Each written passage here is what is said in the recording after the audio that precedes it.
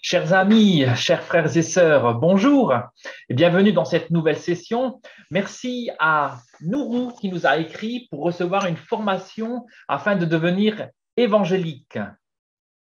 Juste avant de monter au ciel, Jésus a donné une mission, il a confié une mission à ses disciples dans Matthieu au chapitre 28.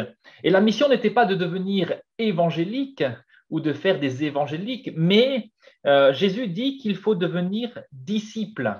Alors, c'est la question que nous allons traiter aujourd'hui. Qu'est-ce que ça veut dire qu'être disciple de Jésus?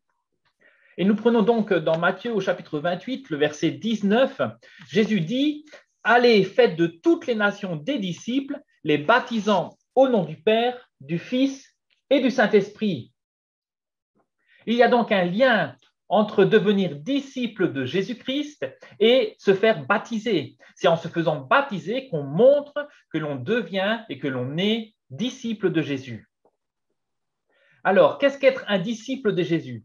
Eh bien, en tout premier, être disciple de Jésus, c'est placer Jésus en premier dans sa vie. Et nous prenons dans Luc au chapitre 14, verset 26.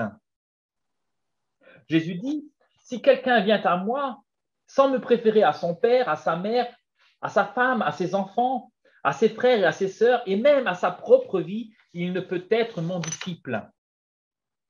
Vous allez peut-être me dire, quoi qu'il arrive, moi j'aimerais toujours ma famille. Ça c'est bien, c'est vrai, c'est une bonne chose. Mais parfois j'aimerais dire, notre comportement peut ressembler à de la haine alors qu'il n'en est rien.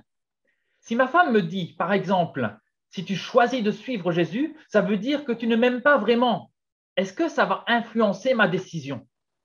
Et si je choisis quand même de suivre Jésus, est-ce que ça ne peut pas paraître comme de la haine à son égard?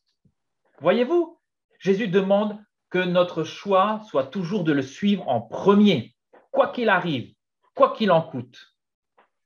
Être disciple de Jésus, c'est aussi accepter le chemin d'obéissance, même quand c'est difficile. Dans Luc, au chapitre 14, verset 27, Jésus continue en disant, quiconque ne porte pas sa croix et ne me suit pas ne peut être mon disciple. Alors, qu'est-ce que nous demande Jésus? Est-ce qu'il nous demande de porter une croix tous les jours? En réalité, le chemin de la croix, c'est un chemin d'obéissance. Quand Jésus disait dans Jean au chapitre 12, le verset 27, maintenant mon âme est troublée, et que dirais-je? Père, délivre-moi de cette heure. Mais c'est pour cela que je suis venu jusqu'à cette heure.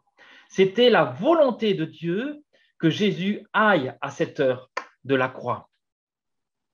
Et pour nous, qu'est-ce que Jésus nous demande?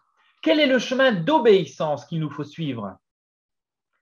Être disciple de Jésus, c'est ne rien mettre comme obstacle à l'obéissance. Et on peut lire dans Luc chapitre 14, le verset 33. Ainsi donc, quiconque d'entre vous ne renonce pas à tout ce qu'il possède ne peut être mon disciple. Ce n'est pas facile. Est-ce que Jésus nous demande de renoncer à tout? Je ne crois pas. Mais si quelque chose devait faire obstacle à notre obéissance, alors oui, il faudrait y renoncer.